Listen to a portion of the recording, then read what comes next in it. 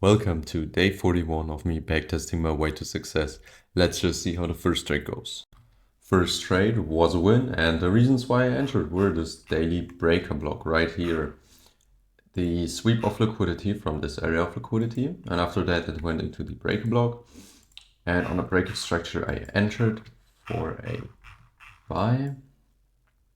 So it was right here.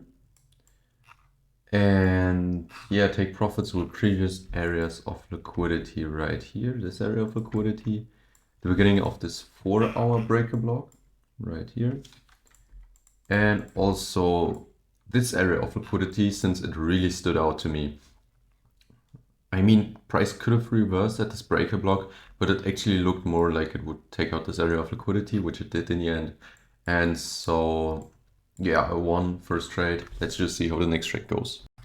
Next trade was another win, and the reasons why I entered were actually right here, this 3-hour fair value gap to the upside and also 3-hour fair value gap to the downside.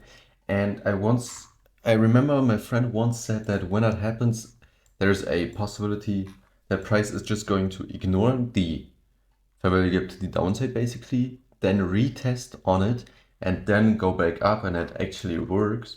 And so I use that as a confluence right now, paired with equilibrium from the swing low to the swing high, since we're going up right now. And break of structure once it was below the 50% line. So right here I entered, and take profits were this area of liquidity, and of course the area of liquidity from the swing high of the equilibrium. Stop loss was below this low. Could have placed it like to this area, but just to be sure, I placed it below this one. Yeah, like I said, I won the trade, and let's just see how the next one goes. Next trade was another win, and the reasons why I entered were this 3-hour fair value gap to the downside, liquidity sweep of this area, and equilibrium from the swing high to the swing low. Break of structure I entered once again right here. Stop loss above the sweep. Take profit 1 3-hour fair value gap right here. Take profit 2 this area of liquidity. And it already had 2 bounces, so that's why I thought it was a good one. Once it went into the fair value gap, I moved my stop loss to the break-even point. Yeah, I got stopped out in the end, and I think it was a wise decision actually to do that, because it looks like price is going to go higher, and my second take profit wouldn't have been a hit. So yeah, one win, one break even. So let's just see how the next trade goes.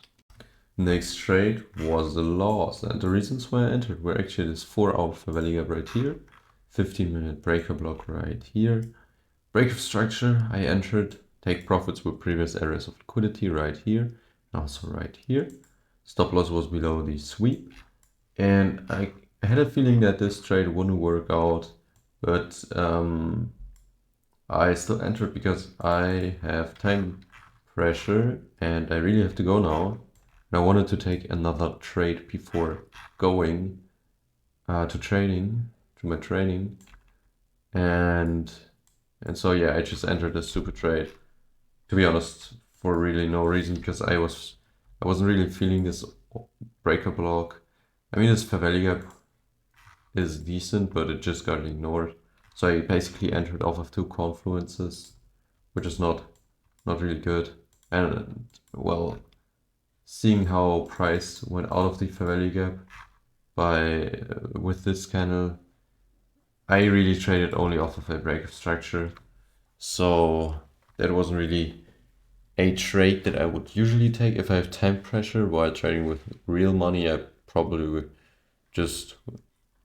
miss out on a trade, because yeah, well, that's just an easy, that's just like gambling, just buying.